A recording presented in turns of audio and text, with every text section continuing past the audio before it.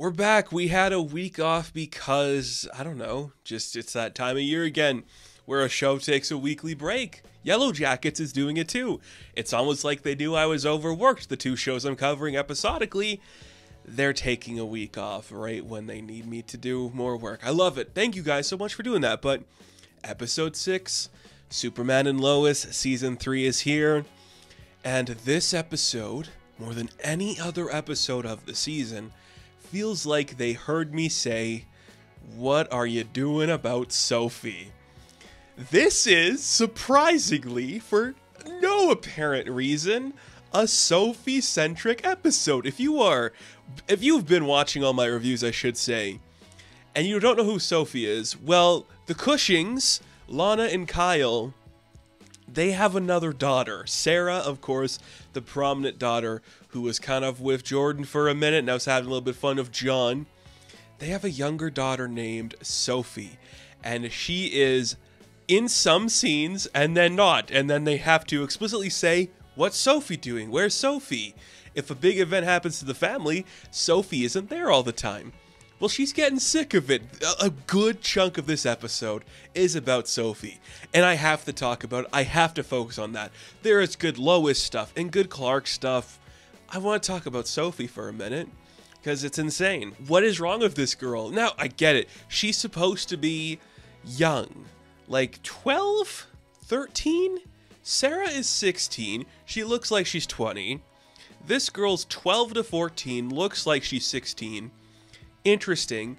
She wants to hang out with her family, but Lana's gotta work, Sarah has to study, so she goes to the fire station to hang out with her father, but he's working. He's having old rusty John Kent wash a fire truck. She's like, "I thought we'd be doing something fun, Dad." You know, this child not understanding the concept of somebody working for a living. I find it so bizarre. It's a writing choice, I get it. Why does she not understand what a job is? Why is she like, "I thought we'd have fun while you're working"? I don't understand that. I get it.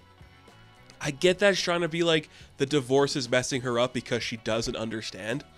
It does not play off that way. It is a weird choice that they made where Sophie is like, "Why is everybody ignoring me because they gotta work?" I get it. She wants to play video games. It's kind of fun. And there's just one day she's at her dad's house. He's going to go for a hike with Chrissy. More on that later. So he's abandoning his kids. And Sarah's going to study with John for a minute. And she's like, "I'm hungry." So she leaves because she wants to go see a fair. And she just wanders off. And then suddenly the Cushings have to look for her. And she doesn't understand the concept of time. Like, she just wants to go to the fair that day, even though it's not till the summer. And I'm like, is this girl slow or something? Like, why doesn't she understand that her family's been busy like they have been her entire life, and that the fair is not in town that particular day? I know it's a metaphor because she's upset her parents are divorcing, but she would know better. She's smart enough to realize the fair isn't here every single day. My parents work all the time. Very bizarre. But that conflict ends because John is the one to talk to her. He's like, "I get it. It sucks when everything's changing and you don't know what to do." I'm like, that is a surprisingly good moment for John. Like, he's been given a lot to do this season, especially since we have a new actor. So he's finally just, okay, I think I found my path. I want to help people the way my father does, the way my brother's going to. Helping Kyle at the fire department is a way to do it. I'm going to help find his daughter, and it's going to lead me in a better path. And I really like that moment between John and Sophie. It was a really pleasant moment. I do like the dynamic that John and Sarah are hanging out together. That is some CW level conflict that could lead to a love triangle adjacent thing of Jordan. Don't think it's going to go that route because we haven't really been in that zone, but they had good fun together. I like seeing that. I like that we have to remind everybody that John has a truck, because why not? You know, like, what else is he gonna do? So that's it. An episode about Sophie. I am blown away that somebody heard me complaining. Obviously, it's not because of me, but I'm just amazed they did it. I'm just amazed they said, what if we did something with Sophie? She won't just disappear for a couple minutes. She'll be an integral part of an episode and makes everybody mad. Because her disappearing is how Lana finds out about Kyle and Chrissy. And at the end of the episode, Kyle's like, I'm going to make you official, babe. I'm here for it. I'm Team Kyle all day. You guys know I'm a huge fan of Kyle. I love a handsome man who's just doing bad stuff, trying to make it right. Love it. He's doing great. He wanted to be with Chrissy. Didn't want to tell his kids yet. I get that.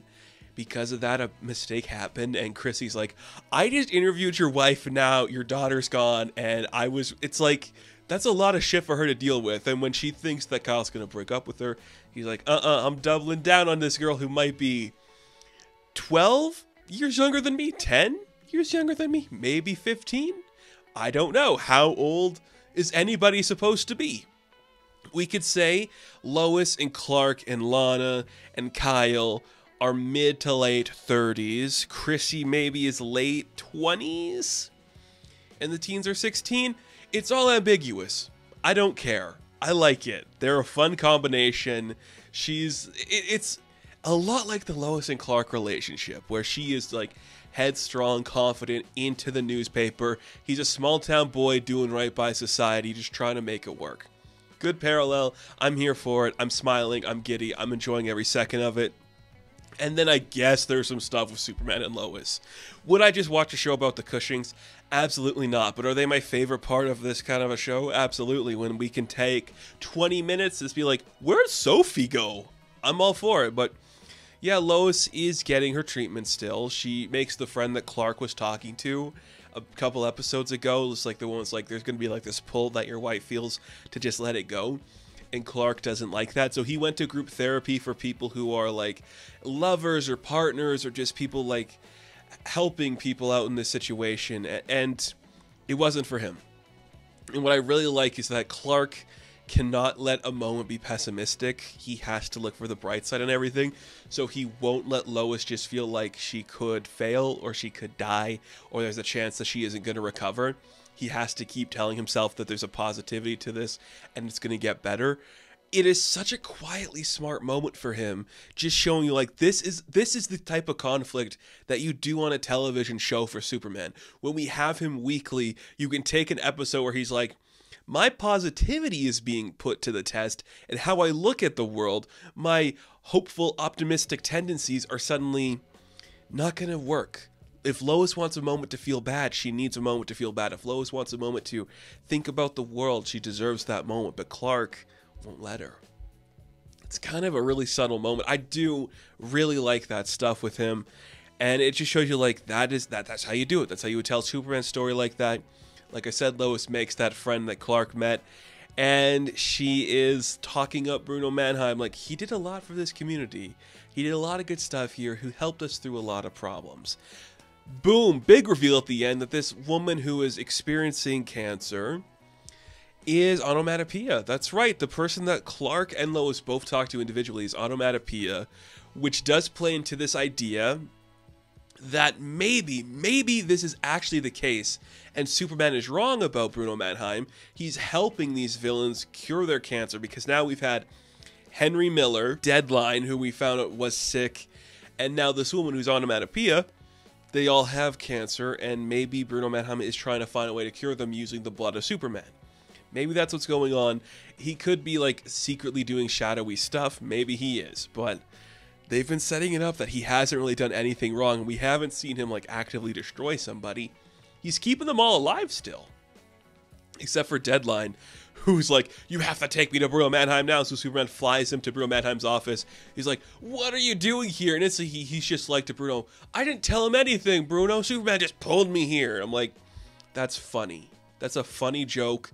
I love that we have this new office set and we just have to like show up randomly and have people appear in it. It's really funny and silly. I'm on board. I think it's adorable. So a lot of good stuff there. Big reveals that moment. It does feel like we're setting up that Lex is going to show up and maybe take over the operation. And this also had Jordan doing a couple things. Not much. He's just like, Dad, I'm ready. I can fight the Atomic Skull and an evil version of you all in one. And he does okay. And then he's going to go off and do his own solo mission sometimes because Lois is like, yeah, it's fine. It's a flood. Deal with it. He's got his little goggles on. He's wearing the prototype suit. It's a little bit of an adorable thing to see. We do like to see it. This guy's a little crazy, a little happy. Makes us smile nonetheless. It's looking fun. I'm here for it. I'm here for it. I think he's doing a lot of good stuff, and he's getting a chance to fly and do something a little bit different. What more do you want? Like, it's kind of cool. And the effects look great when he's taken off over, like, the crops of the farm that nobody farms. It's looking awesome. And he has to save his dad from a fight where there's, like, kryptonite guns coming at him. But he gets shot by a kryptonite gun. Clark thinks his son just died, but he doesn't. Kryptonite don't affect him the same way. Okay, sure. So what is Jordan's weakness? Just stupidity? Just inexperience? Interesting. I guess we'll see, but good action. It looked clean. It played well. I think everything worked out fine. Strong episode. For Clark having to deal with a new problem, Lois having to deal with a new problem, Jordan having to deal with a new problem. But who gives a shit about any of that? Because Sophie had a lot of play for a dumb girl who doesn't know anything about her parents' lives. And Kyle made a good choice. He's gonna go public.